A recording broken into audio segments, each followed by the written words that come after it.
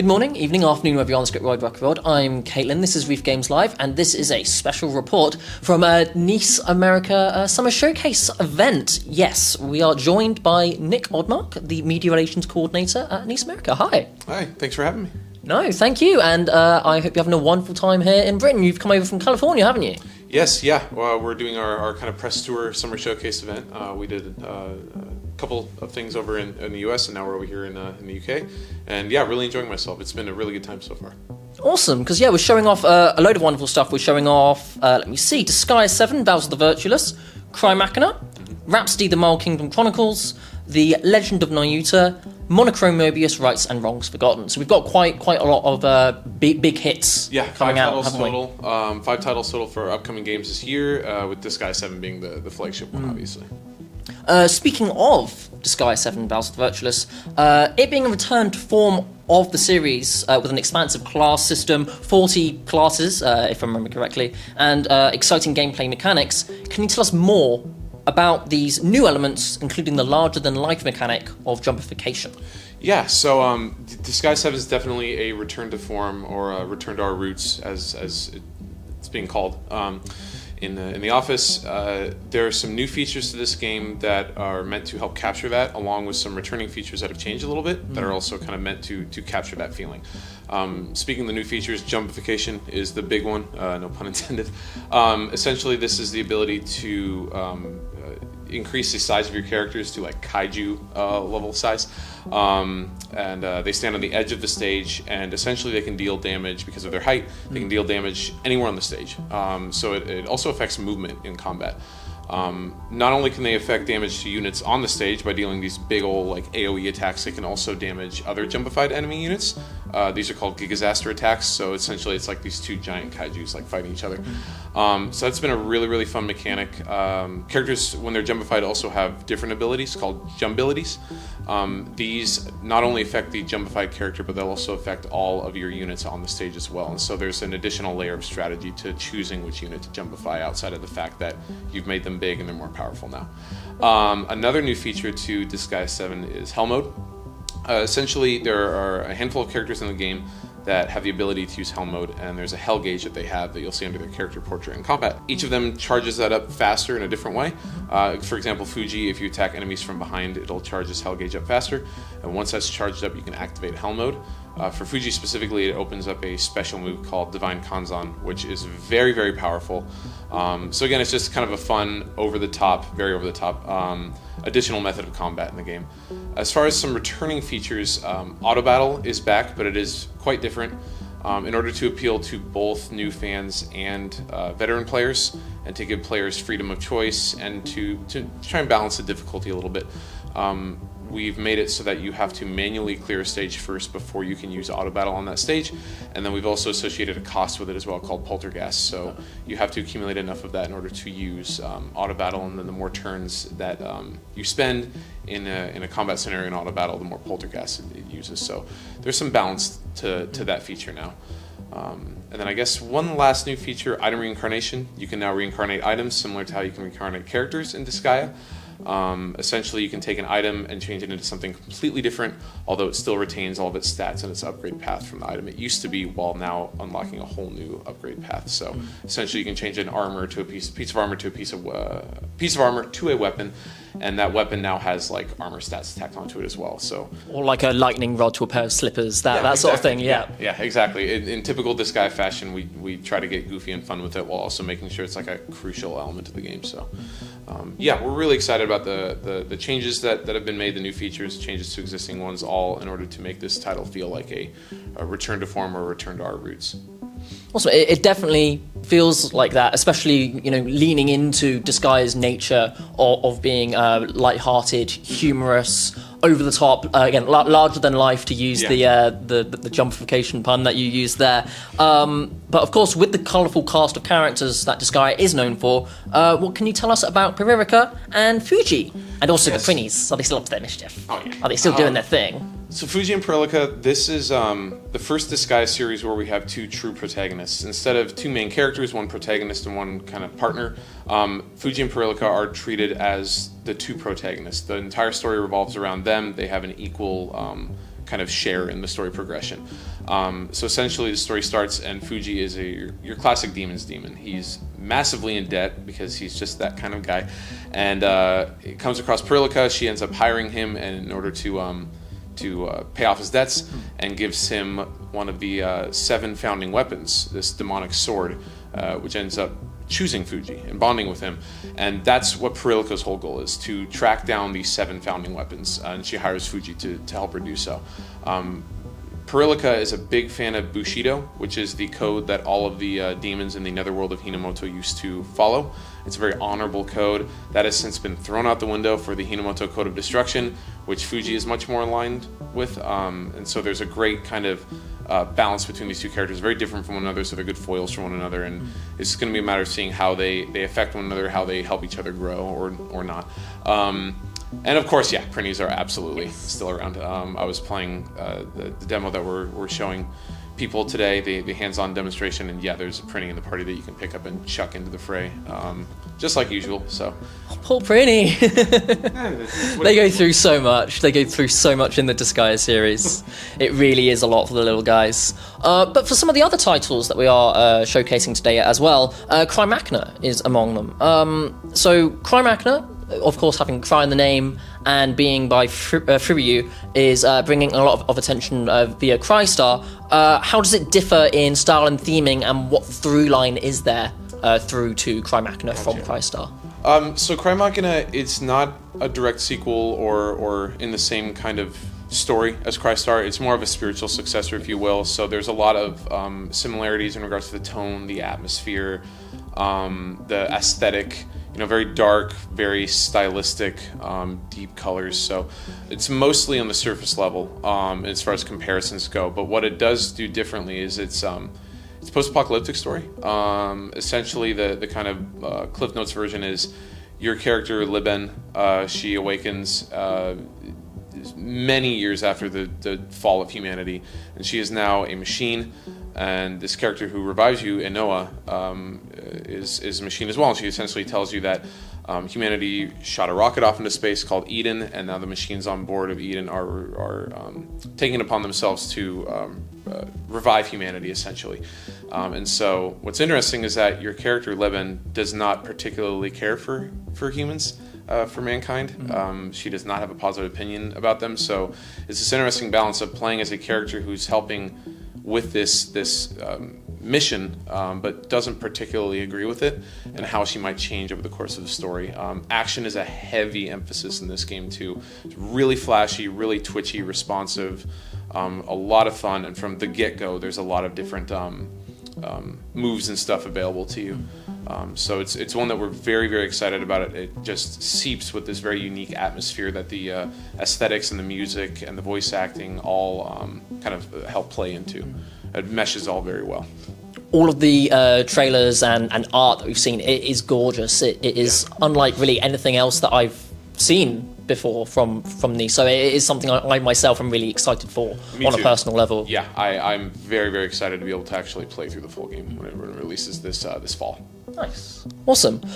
Speaking of some other titles that are coming out very soon indeed, Rhapsody Mole Kingdom Chronicles is a collection of 2 titles never before seen in the West. What has it been like being able to bring these experiences back to audiences, both new and maybe those that are familiar with the older audiences as well? It's been an absolute joy. We released Rhapsody, a musical adventure, as part of a 2-game pack a little while back, and people responded very positively to it. There's been a lot of longtime fans of the series because Rhapsody 2 and 3, these are older games. Rhapsody 2 originally released in 1999 on the PlayStation, and then Rhapsody 3 was 2000 on the PlayStation 2. And so the first one's obviously even older, and there are fans of this game that have been waiting in the West, that have been waiting to complete the story for some time, and so we're very excited to be able to allow fans to do that, especially with both games together. It's great going from Rhapsody Musical Adventure to Rhapsody 2 Ballad of the Little Princess, because it is a direct follow-up, it's a direct sequel. You play as Princess Kurudu, who is the daughter of Cornet, the protagonist from the first game, and she's kind of setting off in a very similar vein to her mother in the first game, looking for her prince, her true love. But her story is a little bit different. She's a different character. She's accompanied by Kriya, who's the daughter of Etoile from the first game as well. And so, yeah, it's interesting. Their character dynamic is definitely different than Cornet's was with Kriya's mother in the first game.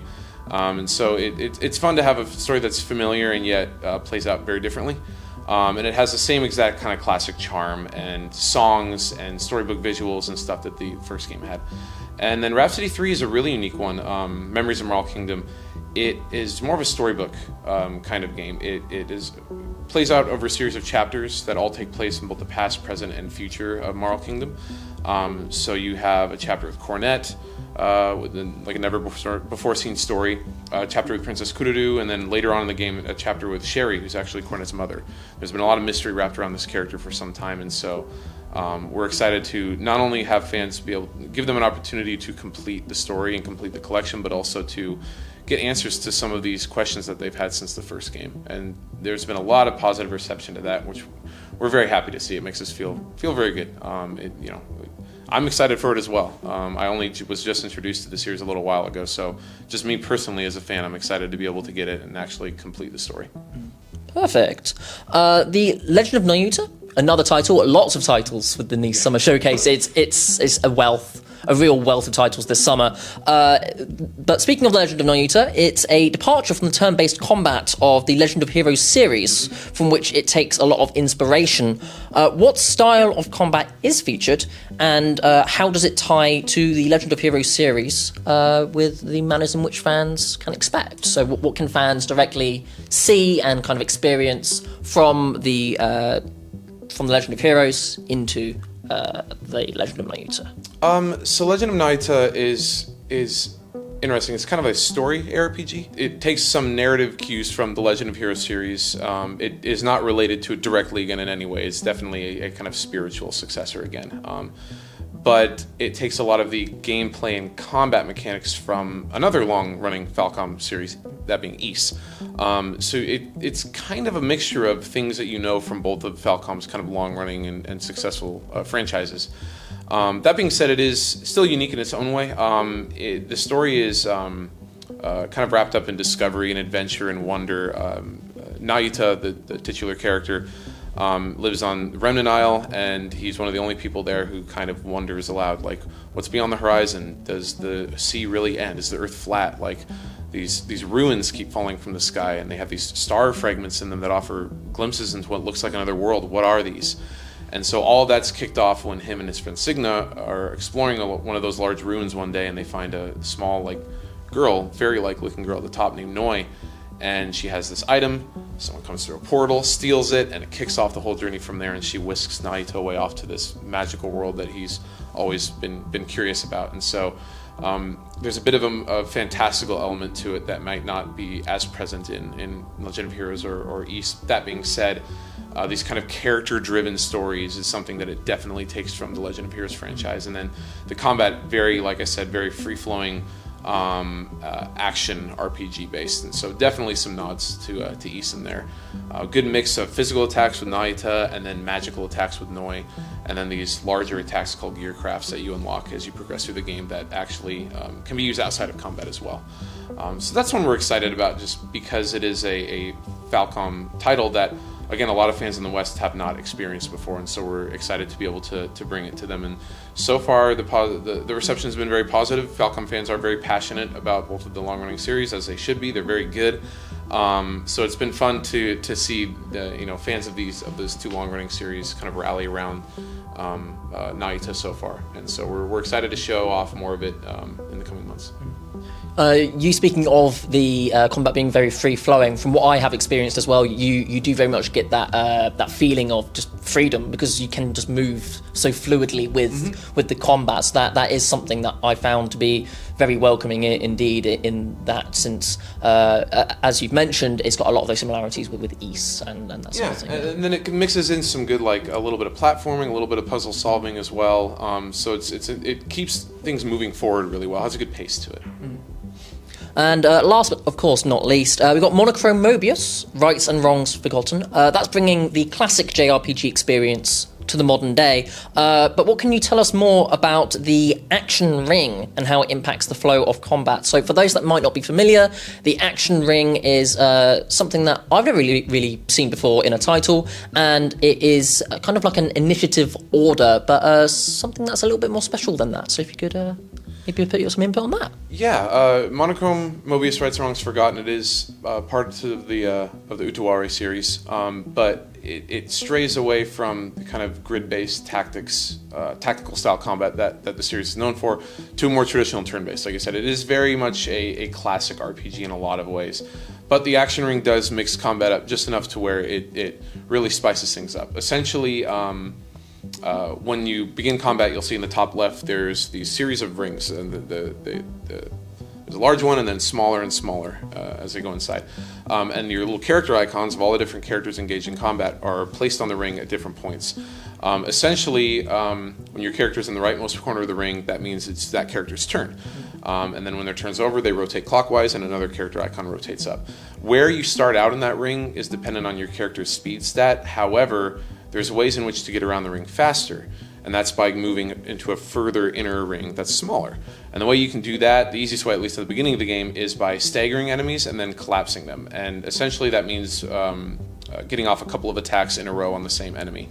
So if you get an attack off an enemy, you see stars and they start getting woozy, they've been stunned, and then if you attack them again, they collapse. Essentially, you're that character who executed that attack, they'll move into one of the innermost rings, and then the enemy that you attacked may actually move further out if they moved in.